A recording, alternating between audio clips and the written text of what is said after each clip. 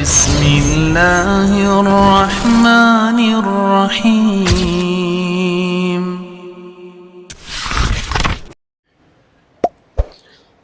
إن الحمد لله نحمده ونستعينه ونستغفره ونعوذ بالله من شرور أنفسنا ومن سيئات أعمالنا من يهده الله فلا مضل له ومن يضلل فلا هادي له وأشهد أن لا إله إلا الله وحده لا شريك له وأشهد أن محمدا عبده ورسوله اللهم صل وسلم على نبينا محمد وعلى آله وأصحابه أجمعين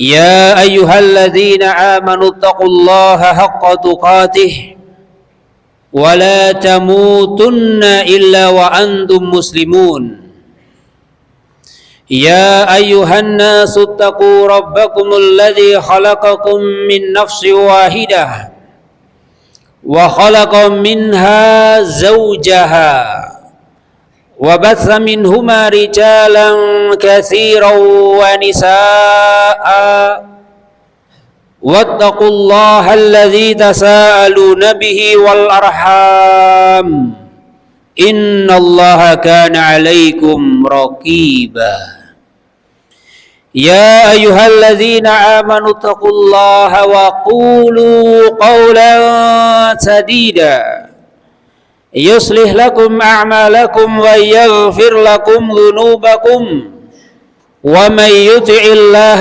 ورسوله فقد فاز فوزا عظيما فإن خير الحديث كتاب الله وخير الهدي هدي محمد صلى الله عليه وسلم وشر الأمور محدثاتها وكل محدثة بدعة وكل بدعة ضلالة أما بعد. Kaum muslimin rahimani wa rahimakumullah, marilah kita senantiasa berusaha untuk melaksanakan perintah agama sesuai kemampuan yang Allah berikan kepada kita. Dan marilah kita menjauhi semua larangan-larangannya. Itulah hakikat takwa yang menjadi bekal terbaik bagi seorang hamba. Takwa yang akan mendatangkan kebahagiaan di dunia dan juga kebahagiaan di akhirat. Ma'asyiral muslimin, sidang Jumat rahimani wa rahimakumullah. Dunia ini merupakan tempat atau medan cobaan. Sehingga siapapun dia, Allah Azza wa Jalla pasti akan memberinya ujian untuk kemudian mendapatkan balasan yang setimpal. Ujian itu bisa berupa hal-hal yang menyenangkan dan juga terkadang berupa hal-hal yang tidak menyenangkan, berupa kesusahan, musibah dan yang semacamnya. Sehat itu adalah ujian, sebagaimana sakit juga ujian. Kekayaan, kefakiran itu semua bentuk ujian dari Allah Subhanahu wa taala. Setiap muslim pasti dia menghadapi ujian-ujian ini. Ya, tidak mungkin ada orang hidup tanpa ujian. Namun bagi mukmin dalam setiap perubahan ujiannya ada kebaikan menuju kebaikan yang lainnya. Nabi kita Muhammad sallallahu alaihi wasallam, beliau bersabda, "Ajaban lil mu'min la yaqdillahu lahu syai'a illa kana khairan lah." Mukmin itu sangatlah mengagumkan. Tidaklah Allah memutuskan apapun melainkan itu adalah kebaikan baginya. Hadis riwayat Ahmad. Makna ketetapan Allah Azza wa Jalla di dalam hadis di atas tersebut bersifat umum. Artinya apapun yang ditetapkan oleh Allah, baik itu kesulitan ataupun kesenangan, maka itu baik baginya. Jadi seorang mukmin dalam semua ujiannya adalah hakikatnya kebaikan bagi dirinya.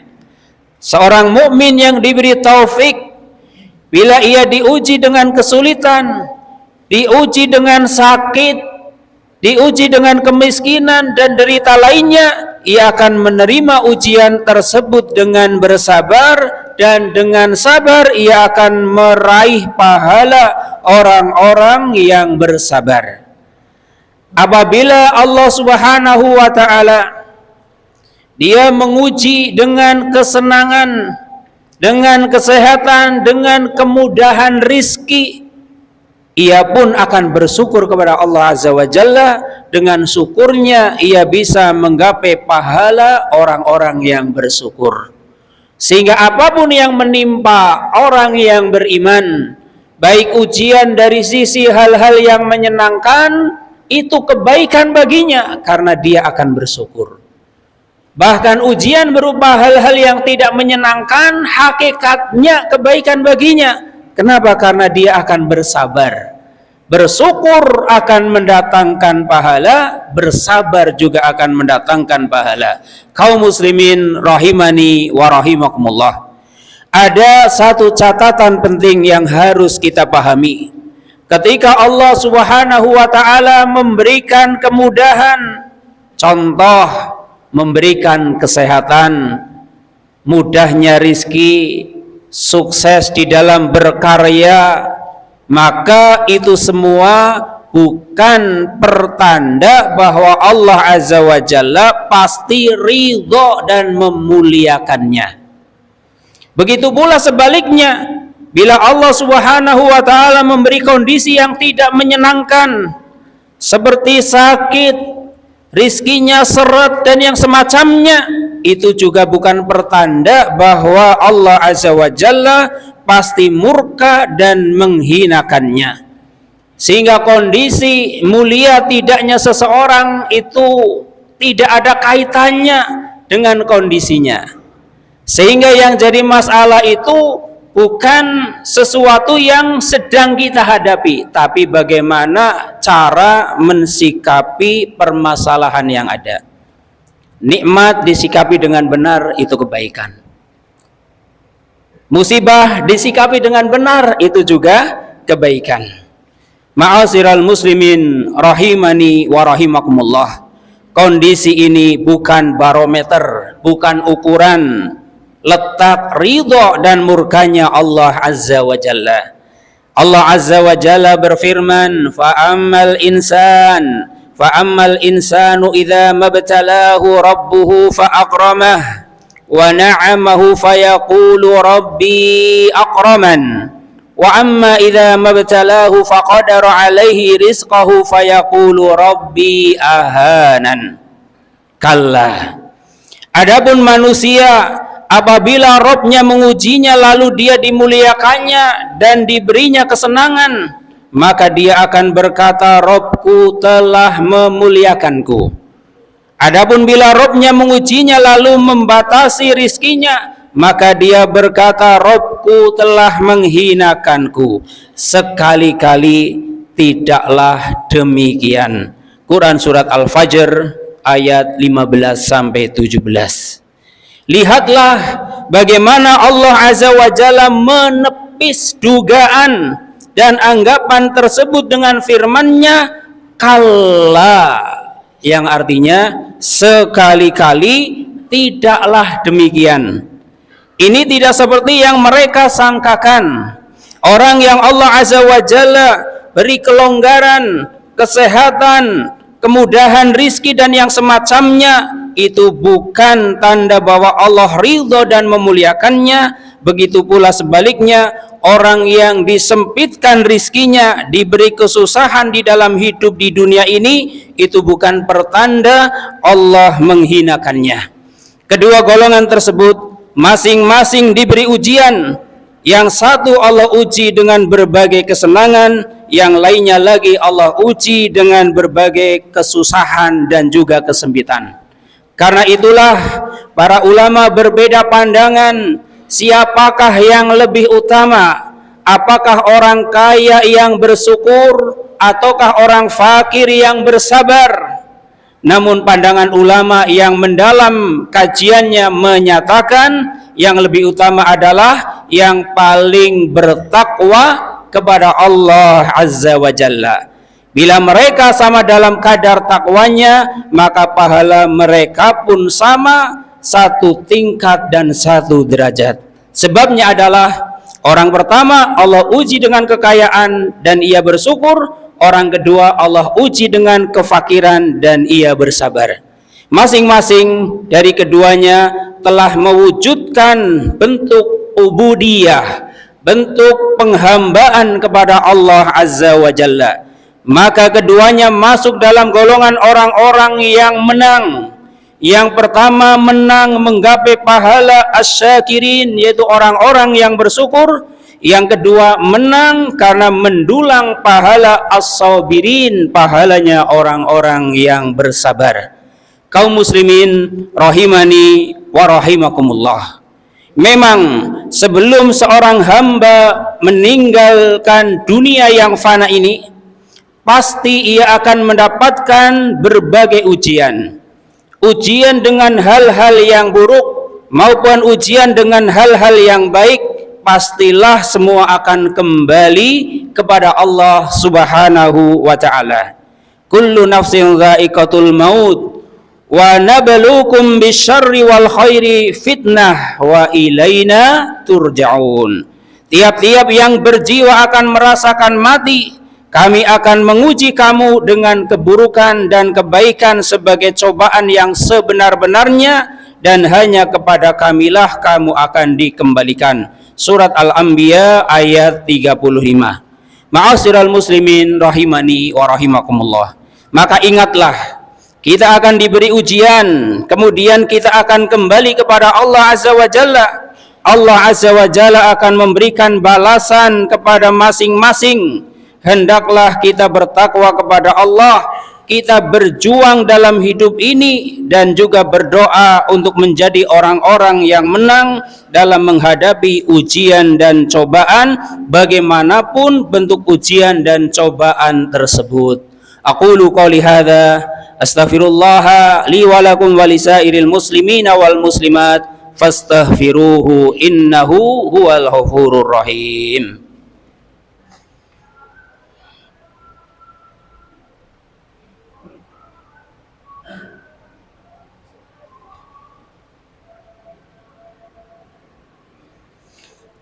Alhamdulillah wassalatu wassalamu ala rasulillah wa ala alihi wa sahbihi wa man walah, amma ba'd. Ma'asyiral muslimin jamaah khutbah Jum'ah rahimani wa rahimakumullah. Sebagaimana kita ketahui bahwa dunia ini pasti sirna. Yang dulu kaya nanti justru hartanya akan menyusahkan hisabnya di hari kiamat, kecuali yang datang kepada Allah dengan berserah diri, dengan ikhlas, penuh penghambaan kepadanya. Jadi janganlah terperdaya karena harta. Justru gunakanlah harta itu di jalan Allah untuk memperjuangkan agama Allah Subhanahu wa ta'ala. Yang miskin pun juga akan meninggal dunia, berpindah ke alam lain. Jika seorang dinilai miskin, maka janganlah hatinya turut menjadi miskin. Jadilah orang yang kaya hati karena hatinya bertaut kepada Allah Subhanahu wa ta'ala. Ia tahu bahwa hatinya hanya tunduk kepada Allah, tunduk kepada agamanya, di dunia bisa jadi dia dianggap miskin, namun di akhirat ia bisa meraup pahala yang besar dari Allah Subhanahu wa taala.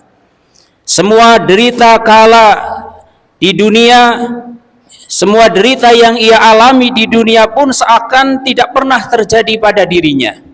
Ini saking nikmatnya kebaikan yang akan didapatkan di akhirat sampai terlupa dulu merasakan hal-hal yang tidak menyenangkan pada dirinya. Namun bila di dunia ia lalai dan ingkar, maka kepedihan berkepanjangan akan menyertainya selama-lamanya. Di akhirat di sanalah pembalasan dari Allah kepada hambanya. Allah pun akan berseru, Ana al-Malik, Ana ad-Dayyan, akulah raja, akulah yang maha memberi balasan, masing-masing menerima balasan sesuai amalnya. Faman ya'mal mithqala dzarratin khairan yarah wa may ya'mal mithqala dzarratin syarran yarah. Barang siapa yang mengerjakan kebaikan seberat zarrah pun, niscaya ia akan melihat balasannya, dan barang siapa yang mengerjakan kejahatan seberat zarrah pun, niscaya ia akan melihat balasannya. Quran surat Az-Zalzalah ayat 7-8. Hamba yang cerdik adalah yang menghisab dan menghitung-hitung diri, dan ia beramal untuk bekal setelah kematiannya. Sedangkan orang yang lemah adalah yang memperturutkan hawa nafsunya. Maka jadilah sebagai hamba Allah yang cerdik. Bertakwalah kepada Allah. Hisablah diri kita sebelum kita dihisab. Timbanglah amal diri kita sebelum kita ditimbang kelak di hari kiamat. Innallaha wa malaikatahu yusalluna 'alan nabi ya ayyuhalladzina amanu sallu 'alaihi wa sallimu taslima. Allahumma salli 'ala Muhammadin wa 'ala ali Muhammad kama sallaita 'ala Ibrahim wa 'ala ali Ibrahim innaka Hamidum Majid, wa barik 'ala Muhammad wa 'ala ali Muhammad kama barakta 'ala Ibrahim wa 'ala ali Ibrahim innaka Hamidum Majid. Allahumma ighfir lil muslimina wal muslimat wal mu'minina wal mu'minat al ahya'i minhum wal amwat innaka sami'un qaribun mujibud da'wat. Allahumma arinal haqqa haqqa warzuqna ittiba'ah wa arinal batila batila warzuqna ijtinabah. Allahumma inna nas'alukal huda wat tuqa wal afafa wal ghina. Rabbana hab lana min azwajina wa dhurriyyatina qurrata a'yun waj'alna lil muttaqina imama. Allahumma inna na'udzubika min an nusyrika bika wa nahnu na'lamu wa nastaghfiruka lima la na'lamu. Rabbana atina fid dunya hasanah wa fil akhirati hasanah wa qina adzabannar. Subhana rabbika rabbil izzati amma yasifun wa salamun alal mursalin walhamdulillahi rabbil alamin.